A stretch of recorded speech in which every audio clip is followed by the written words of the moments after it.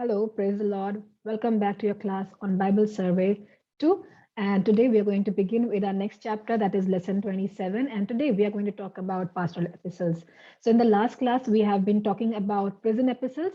And today we are going to talk about pastoral epistles, the section or the portion on pastoral epistles written by Paul. So, let's move ahead without wasting much time and start sharing the screen. So before you can see on your screen that we are going to talk about pastoral epistles. This is lesson number 27 for your course. And very soon we'll be finishing our subject. So what are pastoral epistles? The pastoral epistles are basically a group of letters written to pastors or leaders in the church, mainly addressed to Timothy and Titus in regard with the churches and the church duties that they were in charge of. So the letters of 1st and 2nd Timothy and Titus are called pastoral epistles because they are letters of instructions to particular church leaders, mainly to Timothy and Titus in terms of their pastoral duties in the church as they were in charge of those churches. So Paul would have written probably these letters in his old age because it shows his maturity also and his guidance and leadership skills also in this time and his mature understanding also. So probably he would have written this in his old age from his after his release from his captivity in Rome. So these letters show his care and concern for the churches and their organization and are thus very different from the other letters. So we can see a remarkable difference from the pastoral from the other letters that he has which he has written in the pastoral epistles. So we can see that his pastoral epistles are very much different from his, you can say, prison epistles and other kind of letters that he has written. So that's how we can see, and we will see what all is there in his pastoral epistles. So let's take a general survey of the pastoral epistles so that we can understand what basically there is or the content of the pastoral epistles are. First, we'll talk about the authorship of the pastoral epistles. So Paul's authorship of the pastoral epistles is a much debated topic without any conclusion. So till now, there is not yet been reached a consensus about the authorship, though mostly it is not denied that Paul has written these epistles. The first objection that we have is Acts does not mention the events or places cited in the pastoral epistles, but it does not disapprove Pauline authorship. So we have to understand the first objection that stands against Pauline authorship, or we can say the authorship of pastoral epistles, is that the places that are mentioned of the events are not listed in the Acts of the Apostles, which basically is a guide for us to understand the letters of Paul. But it does not disapprove Pauline authorship that Paul has written these epistles.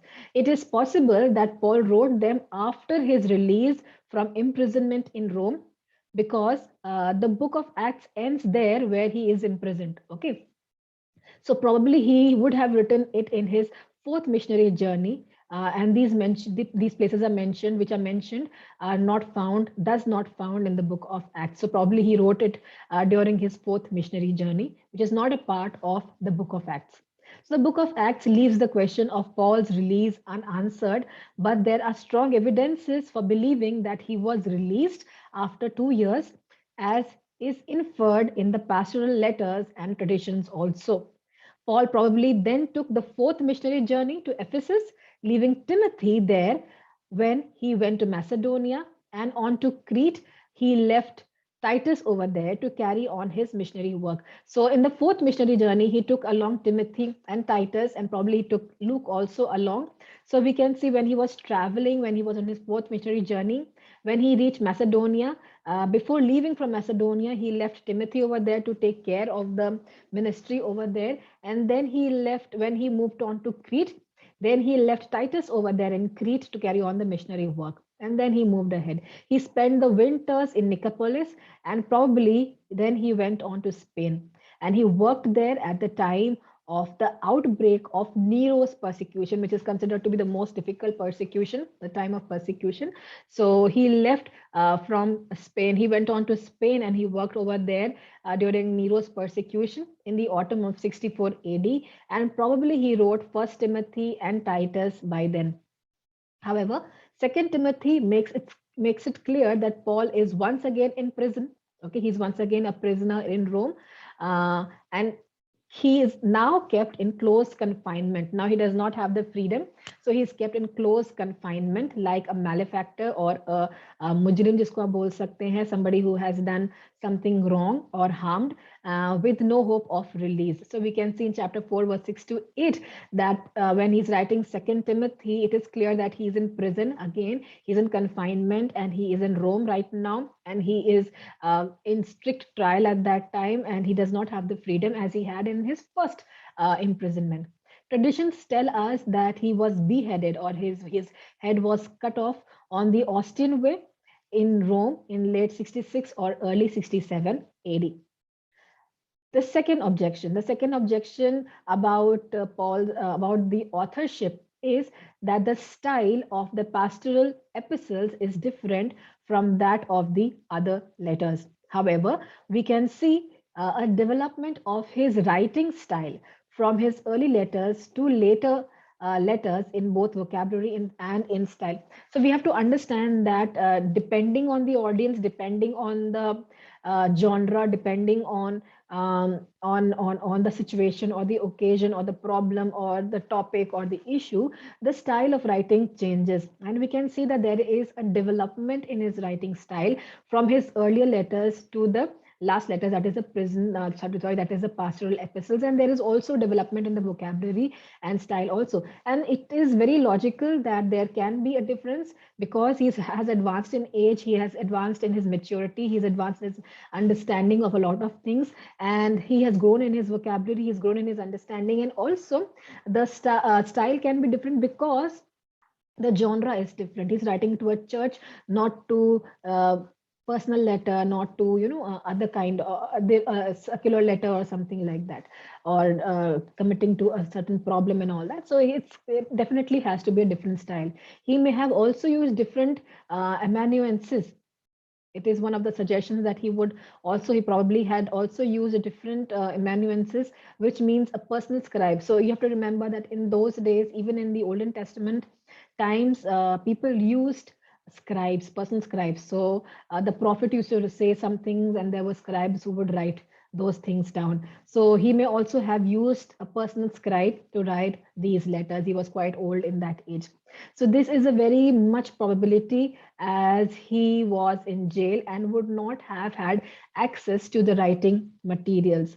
Some have suggested that the scribe might have been Luke, who memorized the message during his visit to Paul, and then he wrote it down later on. So this is one of the suggestions.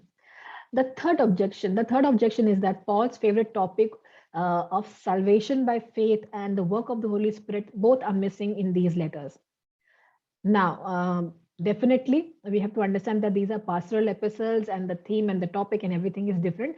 But as he was addressing a different topic over here of church, of organization, so these topics of salvation by faith and the Holy Spirit might have been quite irrelevant in these letters. So definitely, he has not mentioned or emphasized on these things in this letter. Fourth objection that we have before us is the developed system of church structure shown here is objected as they are relegated to the second century. So the fourth objection is that the church structure that Paul is showing over here, it is relevant, or it can be seen only in the second century, not in the first century where Paul was living. So there is a possibility that it was written later on when this kind of structure was found. But however, it does not seem to be the structure, because this objection does not seem to be so apt, because the structure that Paul is talking about in his church, or the church decorum, or the church structure that he's talking about here, does not look so advanced as it was in the second century. So it's still in the making or progressing towards the second century stage of the church structure. So we can see that it is not that advanced as it is in the second century, the church organization. And the mere mention of the posts of overseer does not mean a second century bishop. Okay, so overseer, definitely in second century it came to be came up with the meaning of bishop. But definitely when Paul is talking about overseer over here, he's talking about leaders of the church, not as bishop in as title given as bishop. So in the second century and after that, people understood overseer as bishop. But when Paul is writing, he's just writing as leaders of the church. So in Paul's letters, overseer is synonymous with elder. Okay, so when Paul is mentioning overseer, it simply means elder. It does not mean a bishop right now, because bishop and all those came the second century. Okay, so when he is writing, it is synonymous with, we can see overseer, the word is synonymous with elder. And in Philippians chapter 1, verse 12, Paul greets the elders, okay, greets the elders, that is the overseers, along with the deacons. Okay, so none of these objections are strong enough to deny Paul's authorship of the pastoral letters. The early church, anyhow, had no doubt about Paul's authorship of these letters and were immediately added into the New Testament canon. The pastoral epistles provide a balanced teaching on Christian leadership and church organization. They also provide a mature insight into the last days of the aged apostle to the Gentiles as he instructs Timothy and Titus in the same way as a father teaches his maturing children. So he has a very personal touch, he has a very mature touch in these letters, where he is very balanced in his teaching, where he is very balanced in his instructions to Timothy and Titus, where he, guides them as a father would guide his, growing up children, how to be, how to behave, how to deal with things, and giving them, wise advices. This is what we have is a general survey of the pastoral epistles. So let's take a look at the first Timothy, the letter to the first Timothy. Timothy came from Lystra in the Roman province of Galatia, and his father was Greek and his mother was a Jewish woman. Paul came to Lystra in his first missionary journey, and Timothy must have converted at that time. He made such strides in his Christian life that Paul decided to take him along. So probably Paul observed him, probably Paul saw him very different from the other believers, very different from the other converts, and he decided that yeah, he could see a leader in him, he could see, a minister in him. So he decided to take or pick up Timothy and take him along as his disciple. So the local church leaders formally commissioned him and sent him with blessings. So the local church leaders also believed in him, believed in what Paul believed, and they sent him and commissioned him with his blessings. He became Paul's constant, loyal, trusted, and greatly loved companion, and Paul talks of him as his son in faith. So Paul calls him his son in faith. So he's like a father to him in faith, and Timothy is like a son to him in faith. He was associated with Paul in many of his letters and frequently became his envoy or his companion to the churches. Very early on, he was left in Berea to consolidate and follow up Paul's work there, and later he was sent to Thessalonica. Paul sent him to Corinth when he heard of the problems over there, because he believed that Timothy could solve those problems, sort out those problems on behalf of Paul. At this time, he was left. This time, when this letter is being written to Timothy, at this time he was left at Ephesus to supervise the local church groups and choose and train church leaders. So, what was his task in Ephesus? His task in Ephesus was to supervise the local church groups and to choose and train or select and train church leaders who would be taking care of the churches in Ephesus. As mentioned earlier, that Ephesus is the only church to which two letters were written. Okay, one by Paul and the other by Jesus Christ in the book of Revelation. Adding to these two letters, if we also add the first and the second Timothy by Paul, this makes it four letters to the church at Ephesus. Why was this church so much focused on?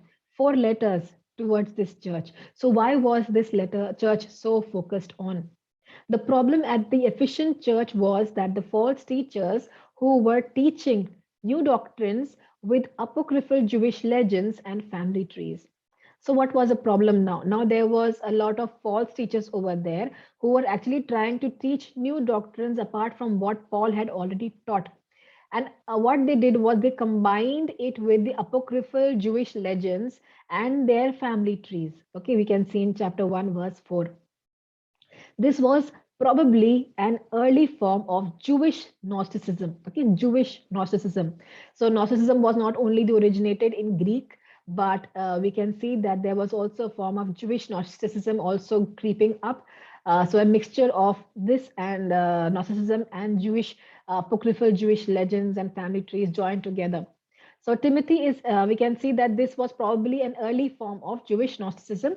Timothy is encouraged to fight the good fight. What is this good fight? This is the good fight of faith against these men or these false teachers. So he is encouraged not to become tired, not to fall back, but to fight this good fight of faith against these false teachers.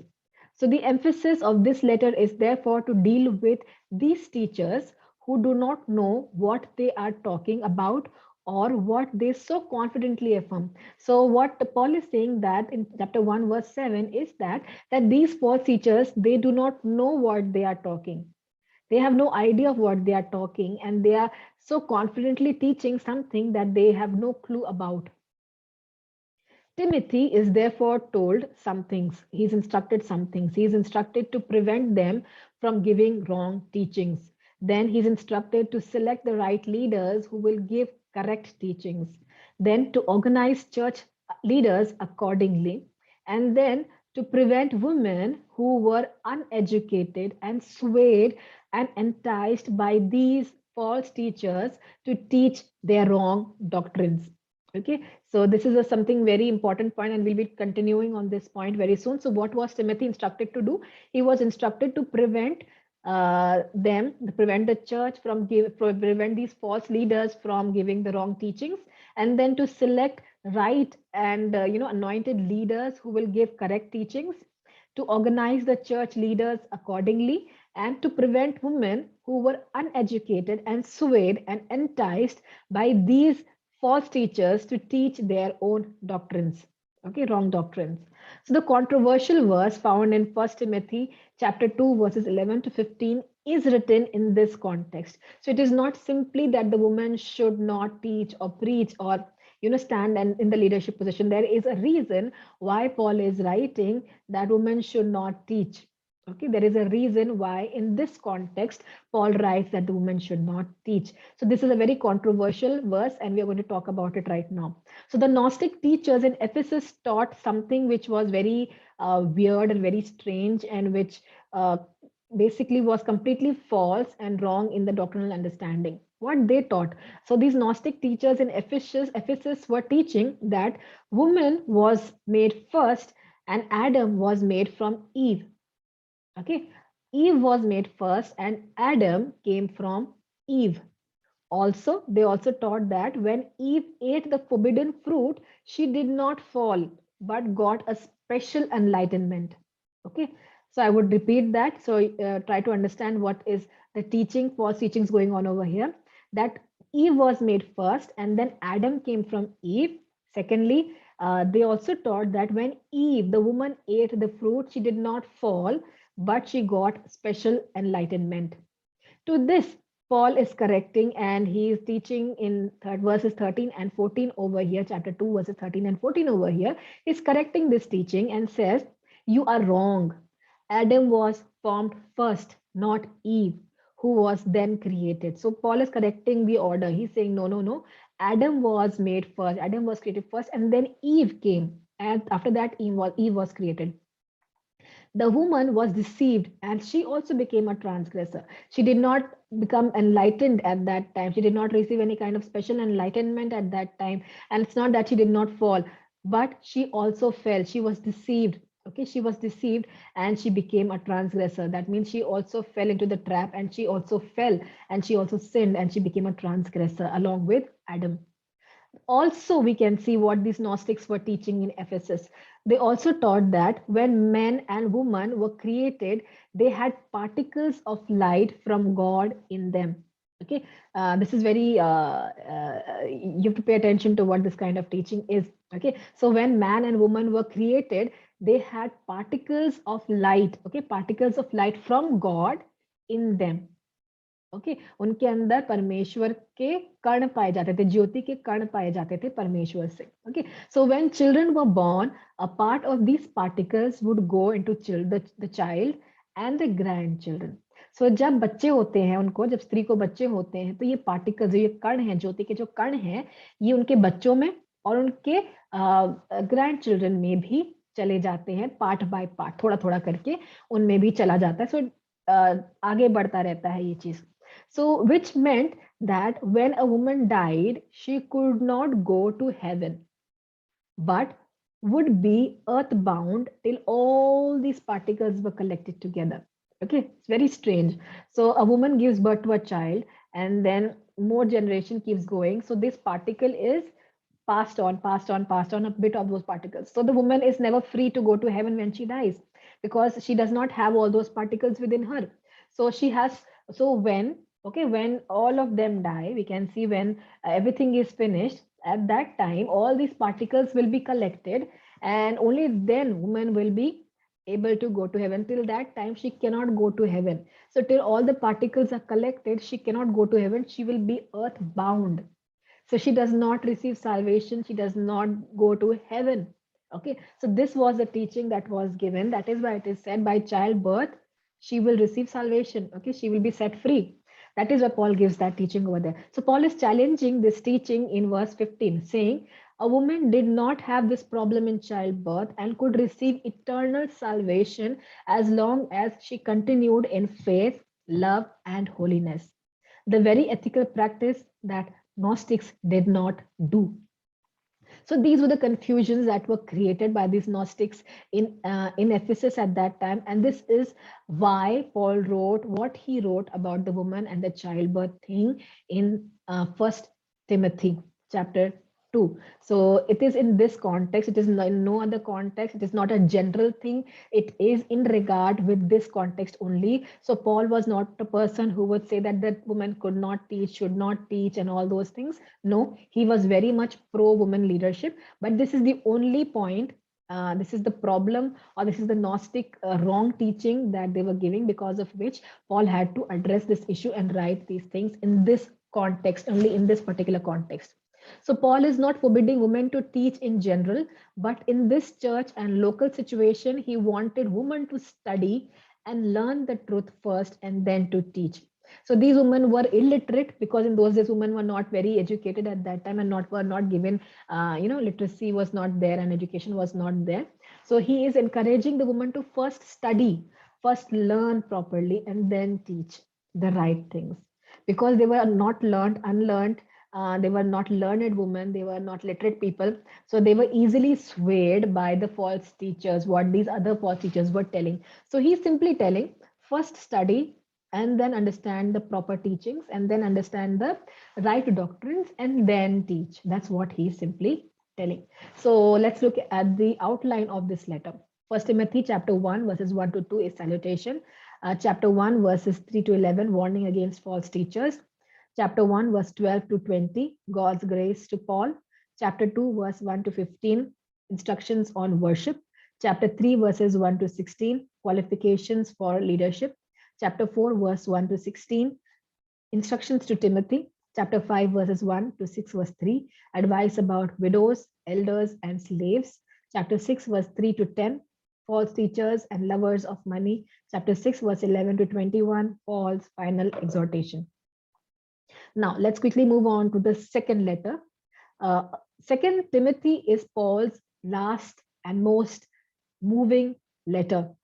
After a lifetime of service and suffering for Christ, he is alone in prison, except for Luke, and longs to see Timothy. So Luke is there along with him, but he longs to see Timothy because he is his spiritual son. He finally instructs Timothy with his duties as a young Christian leader, and charges him to hold fast to the sound teachings of the gospel. So it's like he's passing on the baton to of Christianity, of leadership, to Timothy. So he passes on this baton of leadership, of Christian faith, to Timothy. Though some have tried to debate its authorship, but all of this is almost difficult to dispute because of the abundant presence of personal notes. So there is a lot of personal things, personal notes Paul has written to Timothy in these letters, because he considers him to be a son, a spiritual son, and he is like very much attached with him in this time. Okay, and so he wants him to be his successor, okay, in his ministry, in his mission, and in his spiritual life. So those pseudo epigraphic letters could also contain some personal note. They rarely had many, but Second Timothy is full of them, and the pseudo-epigraphers had no reason to include these letters. So people may say that it was written later on. This letter was probably written later on, and all those things. But no, it has a lot of personal notes which Paul has written to Timothy. So it does not give any sense that why a personal so much personal touch is given in any pseudo-epigraphical letter. So Paul asks Timothy to come to him and also bring Mark John and the books and the cloak Paul left in Troas. So he also remembers Mark, which he had refused once, and he asks him to bring him also along.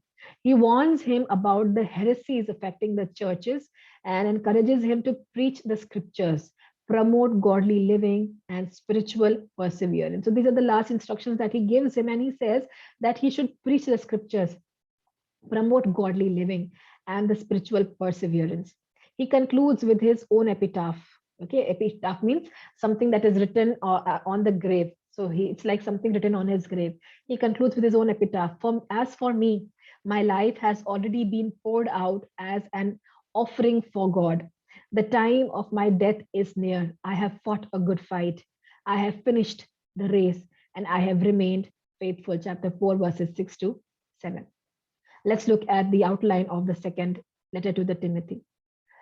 Chapter 1, verses 1 to 2 is salutation. Chapter 1, 3 to 18, exhortation to faithfulness.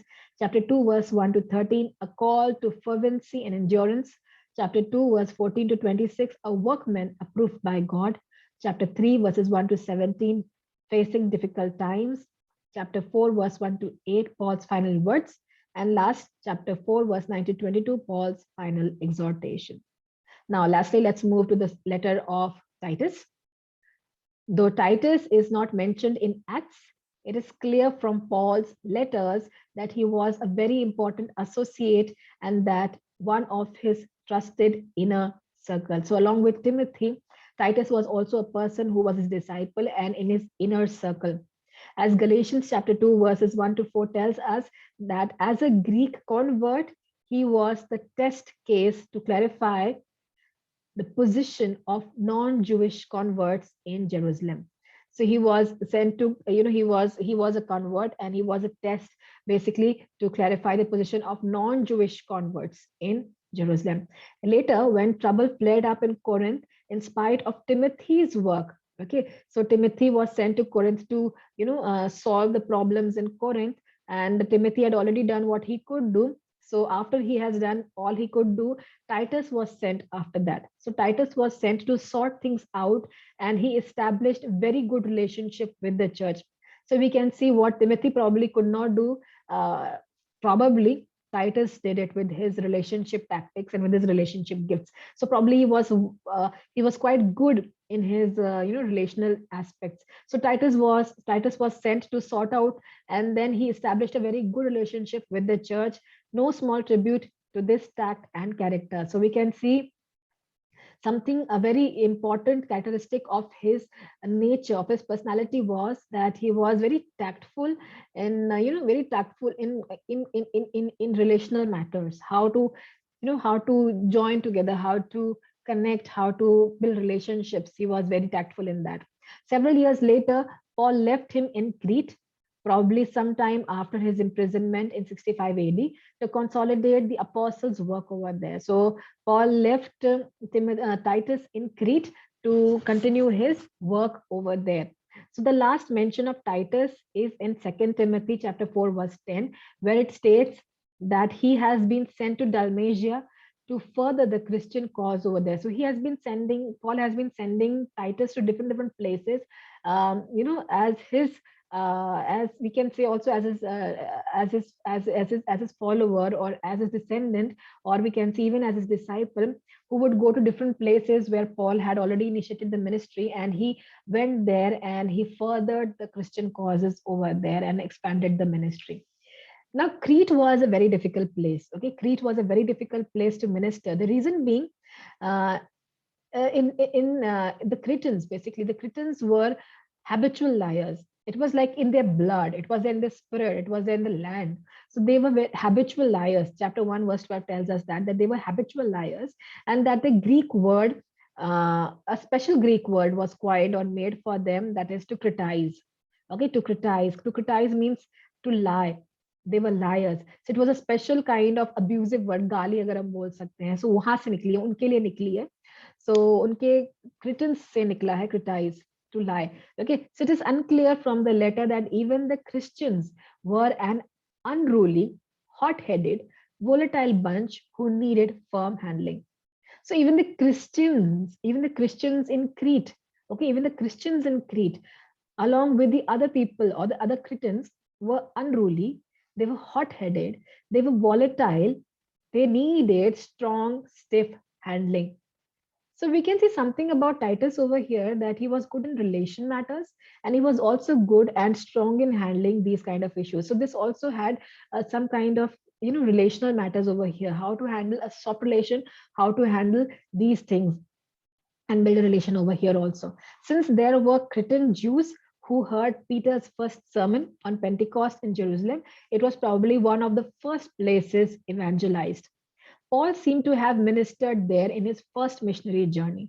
Probably after that, he sent Titus over there. Titus's ministry in Crete was similar to that of Timothy's ministry in Ephesus, that was to establish churches, to train the leaders, and to correct the wrong teachings. During Titus's ministry in Crete, several corrupt elements began to emerge in the churches and give false teachings. So this was a time where everywhere false teachings was growing around. These false teachings seem to be similar to what Timothy was facing in Ephesus, with a mixture of Jewish legalism, elements of Gnosticism, and immoral behavior. So, along with what Timothy was facing in Ephesus, there was a mixture, additions to it. So, there were Jewish legalisms, that means law, and the sacrifices and everything was added to it, and then the elements of Gnosticism, Gnostic views, Gnostic teachings, and then also immoral behavior. So it was a more complex situation which Titus was facing in Crete than what probably Timothy was facing in Ephesus. So Paul in his letter is trying to guide Titus to overcome these influences. He therefore lists the qualification of the leaders or elders and explains the virtue that they need to have or display among the non-believers. So anybody and everybody cannot become a leader, because Christians were liars. We have already seen that even the Christians were unruly, they were hot-headed, they were volatile bunch of people, and it was difficult to handle them. So making leaders or choosing leaders from them was quite difficult. So Paul leaves a guideline to Titus regarding the qualification that the leaders need to have. So the leaders need to have they need to they need to have the virtues that should be different, very much Christian like, very much Christ like, to be displayed among the believers. They should stand ahead or above, or be above reproach than the other believers. He also directs them to encourage the Cretan believers to show the gospel by living industrious, honest lives, unlike their normal reputation. Okay, so what was their normal reputation? Their normal reputation was being liars, being hot-headed, being fighting people. They were volatile people, they were unruly. So this was their normal description of Cretans.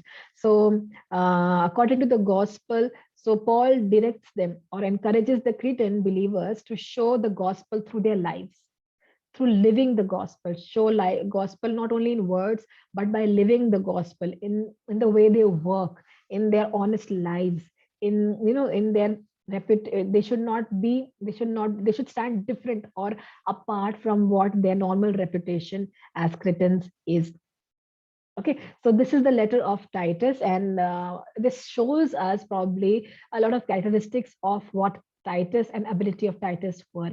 So let's look at the outline of this letter. Chapter 1, verses 1 to 4 is salutation. Chapter 1, verse 5 to 9 is qualifications for leaders. Chapter 1, verses 10 to 16, warning against false teachers. Chapter 2, verses 1 to 15, right living in the church. Chapter 3, verses 1 to 11, right living in the society. Chapter 3, verses 12 to 15 is the conclusion. Okay, so here we stop and here we end our pastoral epistles. I request you all to go through the video to take down notes and learn from these pastoral epistles, and also the leadership qualities of Timothy and Titus, and also the maturity and mature instructions of Paul as well. Thank you. God bless you all, and I'll meet you all in the next lecture video. Thank you. God bless you all.